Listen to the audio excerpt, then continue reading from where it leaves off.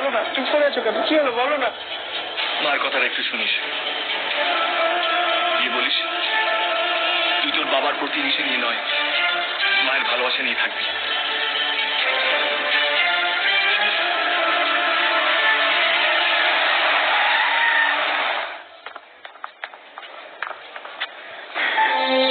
আমায় ছেড়ে চলে যাচ্ছ মা?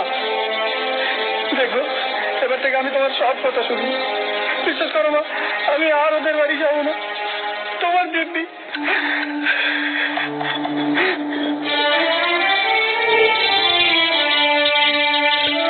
কবিতা, তুমি মাকে একটু বুঝিয়ে বলো না, আমি মায়ের সঙ্গেই থাকবো, আবার পড়াশোনা করবো।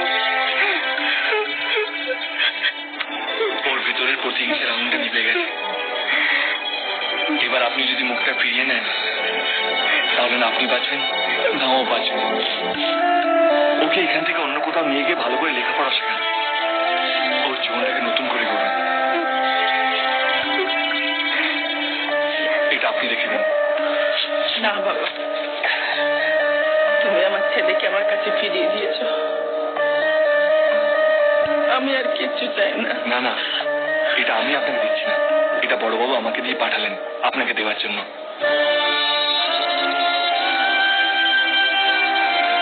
আপনি তাড়াতাড়ি সুস্থ হয়ে উঠুন। আসি। তোমাকে দেখবার জন্য মনটা একবারে ছটপট ছটপট ছটপট করছে।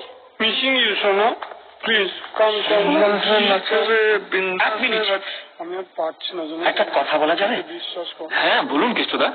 বাবা ওইখান থেকে বলছি ভাই, আমার বাড়িতে একটাই বউ আর একটাই ফোন, আর দুদিন ধরে এই ফোনটা চাই লাগিয়ে যাচ্ছি, কেবল বিজি আর বিজি আর বিজি। বউটার জন্য মনটা বড় হু হু করছে ভাই, একটু কথা বলতে ইচ্ছে করছে। এই হতচ্ছাড়া কি যে এত সারা রাত ধরে প্রেমের কথা বলে যাচ্ছে আমার মেয়ের সঙ্গে, কি বলি বলো তো? কেষ্টদা, তোমার জামাই বলে কথা, কথা বলো।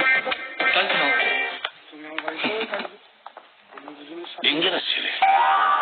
একদম জড়িয়ে জড়িয়ে একটা গালি দিচ্ছি।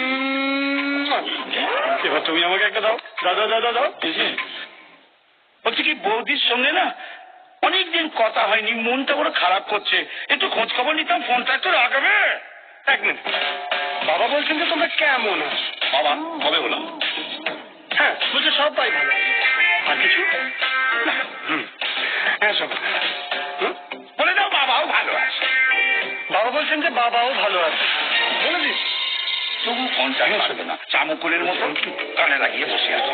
মনে হয় কথা বলে যা।